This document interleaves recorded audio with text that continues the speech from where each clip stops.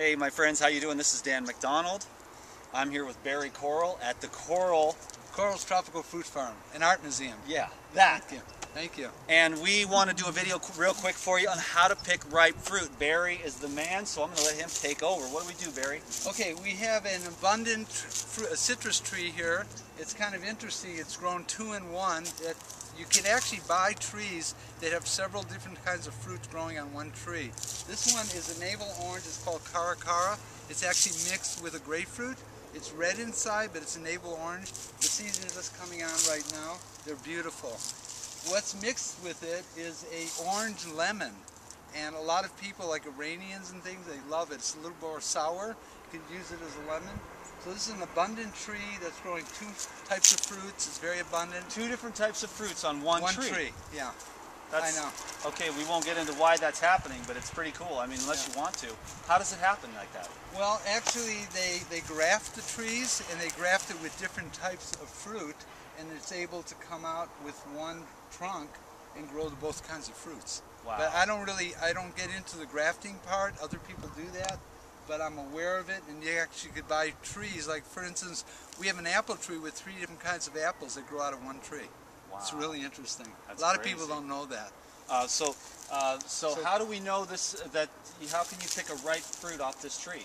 Well, there's a couple ways. This green, what does that indicate? The green is not quite ripe. There's a couple ways of doing it. You can contact your local agriculture department. You can go to the nurseries, and they'll tell you when certain fruits are in season. But once you get into this, usually the color of the oranges are deep orange. These are kind of yellow orange right now, so they're not quite as ripe. And the reason why you want them to go as long as they can, because the sugar is more accelerated. And what we're really after is the sweet fruit. That's what really feeds the brain and feeds us on a cellular level, and is the most nutritious for us. So when you're eating fruit that's really ripe, it's doing the best for you. So we want to get that really ripe, and also the lemon's more of a lemony look. Right now they're kind of whitish, and we want to eliminate that. So this particular tree wants to have more time, and we want to eliminate all the green. I want to share something with everyone in that when you pick unripe fruit, you're dealing more on the acid side. It has an acid reaction. It's the last 3, 4, or 5, or 6 days on the tree as it's drooping, about ready to fall off, that the alkaline sugars are produced. And so when you pick a fruit unripe, you cause a lot of damage and people have problems. That's why you need to learn how to pick ripe fruit and eat ripe fruit and learn what it is at the grocery store and the farmers markets, so that you don't have problems with your teeth, so that you don't have acid reactions and stinging and burning around the mouth, etc.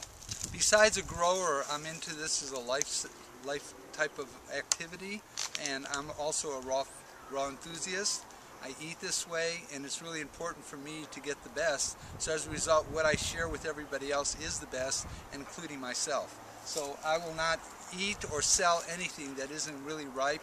And normally what I do is I wait till it gets super ripe, and later in the season, before I even pick. And the way I maintain the fruit by sitting on the tree is I just water it heavy, so the fruit doesn't fall and the sugar accumulates. And when people are getting the fruit from us at the farmer's market, or we're shipping it to them, they're getting really yummy fruit. And the difference is, when you put it in your mouth, you can taste the difference. Truly ripe fruit is a turn on. It's the only way to go. It's the only way to go. So cool. So let's move on. Let's just keep this one rolling, and we'll move on to the next. Okay, here's the persimmon right here. It's about the end of them. You can see a few still hanging on. This one the birds are starting to love and get. Is this? But I bet you, is it? I mean, this looks good. This is Dan's. This is Dan's style. I mean, this is like it. Yeah, just because the birds got at it. Eat around the bird, and you're gonna love it. It's the best. It's like candy bombs. Yeah. And here's a firmer one right here. This tastes like pumpkin pie. Totally, totally. Wow. What we're doing is actually making pumpkin pudding out of this. These are not fuyus? Pumpkin. These are fuyu persimmons. And the fuyus you can eat more firm. You could eat these firm or soft, but the high chia you have to eat soft. The season's over, but you can see how they're getting down to this point right there, where the birds are getting them, and there are not too many left. This is so... We've had a really great season, but Clementine is making a lot of the pudding out of these persimmons right now. Dude, this is so amazing. Absolutely. Tree ripened fruit, my friends. Get on board. What's next, Barry? We're going to go to cherimoyas next, right here. Cherimoya is my favorite fruit in the whole world. Guavas right here, they're abundant. They grow in Hawaii, they grow here in Southern California. It's considered a subtropical fruit. The way Any to ripe pick these, the ripe ones, the yellower the better. They're sweeter, they're softer to jump into. Oh, here, is this one, Barry? Super ripe, yes, there you go, right here. Come on over, Clementine. That's a real ripe one, and when you eat that, you're going to feel the difference and know the difference and taste the difference. Right there. Ding. And they have little seeds inside, so what you want to do is swallow them. They act like a colon cleanser. They clean the inside of your body. It's like taking a colonic. It's really, really healthy. High in vitamin C, high in fiber. So you got it going on. This in is both like levels. a pineapple custard bomb.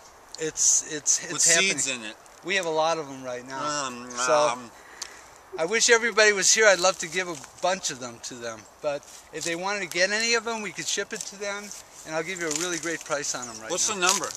760-455-1261 or send us an email at barrykoral@hotmail.com.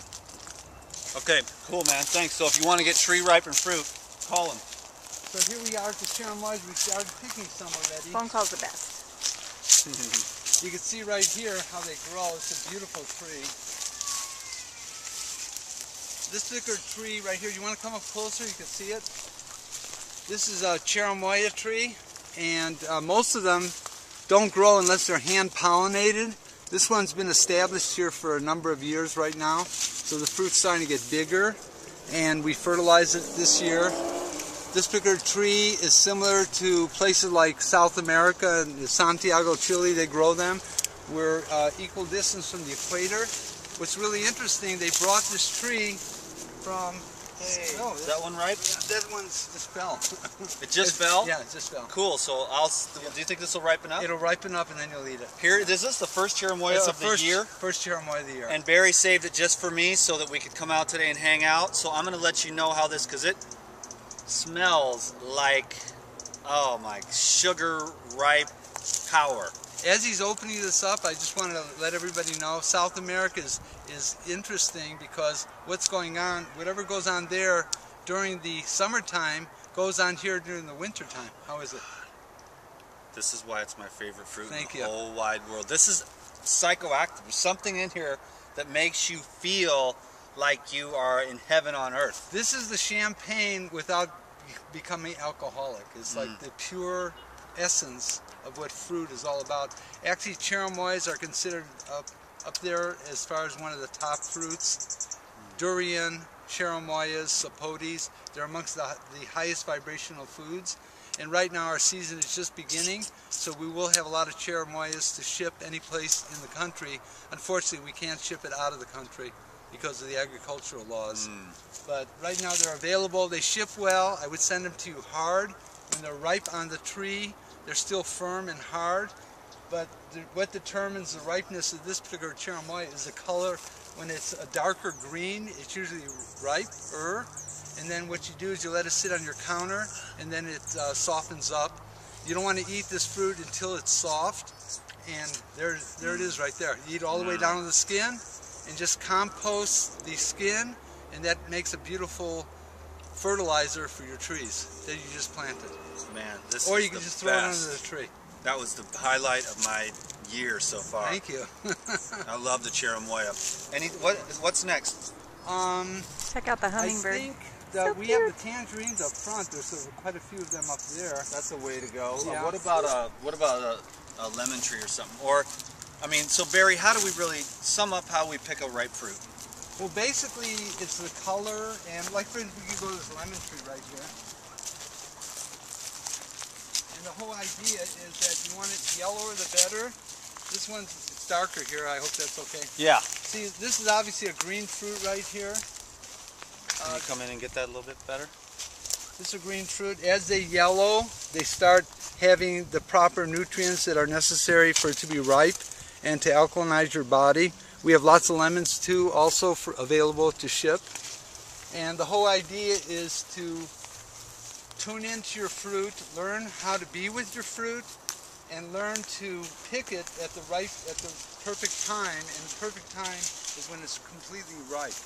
Usually another indication is when the fruit starts dropping. that usually shows that the fruit is starting to get ripe. Like for instance, if you look around and see some of the guavas on the ground, those are the real ripe ones. They're real yellow and they're real white. And then pretty much you could talk about any fruit the same way. Yeah, you know, I had to learn ripe fruit by just trial and error. That was really how I did it. There was no intellectual way. It would just, either I would try something and it would just not resonate with me, or I'd be like, yeah, and it would just, I could feel the yes of my body. And then there's other times when there's mangoes and stuff that aren't ripe and your body just says no. So the other thing you might do a lot of times is make smoothies out of mangoes that aren't ripe, and you're really bypassing that mechanism in your mouth, in your mind, telling you this is a proper mango, this one is not. You have to get those mangoes in season and have to get those fruits in season, and then through trial and error, like now I'm like a fruit picking expert. I can go to the store and I can say those mangoes are not ripe, those ones are. I can just by 11 years of experience. So go out there and learn about fruit through trial and error, and then when your body says yes, take that on and then buy all the whole bunch. Like if I find good fruit, I buy them all. Like when I find good Asian pears, I buy 20 Asian pears, and buy them all. I said, you have a case of this in the back? And I take those with me, because to find a rare, to find tree ripened fruit with its full alkalinity intact, which is the highest form of vibrational food, that is something that you want to take advantage of every single time. Another thing I just thought about, usually when the fruit is a richer color, more dense, more vibrant, a richer yellow or a richer red or whatever the color of the fruit is. The skin. The skin yeah. will actually indicate if the fruit is ripe or not. Usually when it's a pale or subdued color, it's usually not as ripe. Right. So just like the sapotes, when they're really rich, when they're more yellow, they're more ripe. When they're green, they're not as ripe and they're not going to be as good. Okay. So it's important to eat ripe fruit, absolutely. Okay, so why don't you finish up on continuing onward and upward evermore from the food? Yeah, well, the thing about it is that as passionate as I am about food, and it's important to all of us, it helps to rejuvenate us. Without eating, people have actually given talks about breatharianism. I really believe in the concept, but the body would eventually dissipate and not be able to stay alive, because we need the fuel of food. But the idea is, what equation do we eat and not get hung up on it and take it to the next level? And I really believe that we are humans having a spiritual experience, and each one of us has our own unique way of expressing the divinity through us. So as a result, we all have a calling which is greater, and living to our greater potential and having an opportunity to express our uniqueness to the planet through service, through love, through our own ways of being. One of the things that I do is I'm an artist, and I'm a public speaker, and I'm also into health, and I do what I can to share with humanity, to give them the knowledge to be able to be better people, so we all live together in harmony. So the whole key of the matter is not to eat the food, to eat the best food on the planet, but not to get hung up on the way you're eating food, even as a fruitarian or a vegetarian or whatever. I bless them all. I believe in the raw food living style, lifestyle, raw food regime, whatever you want to call it. But the ultimate is to fuel your body and then take it someplace to really express your higher calling and your connection to God, and how we could really make this planet a better place. So thank you very much for this opportunity. Yeah, right on. So don't get stuck on the food. Don't get stuck on the food. Eat the best food, and then go out and serve your fellow beings on planet Earth. Exactly. No matter what you eat. Yes. Dig it. Thanks, Barry. Thank you. Guys. Subscribe to these videos. I love you so much for allowing me to have this as a job, because if you weren't watching, I wouldn't be able to get to do these cool adventures. So you are my bread and my butter, or you are my cherimoya and my persimmon. Thank you. Right on. Yeah, I'm working. Actually, Barry taught me a lot about languaging. He said one time to me, he said something over at Olak at a dinner, and it changed the way I saw how I spoke. So I'm glad I had a chance to forget about the bread and butter. Let's go for the cherimoya. You guys are my cherimoyas and my persimmons, and I will continue to work on languaging. A lot of people say I'm dying to eat it, so try to drop dead and see how it tastes. The idea is I'm enthusiastic about eating this with the potential of rejuvenating my body and giving me greater joy and inner satisfaction that I can express the love that I feel within myself to all of us. So what I'm trying to say is, I love you to life. Thank you. Thank you. Peace. Right on.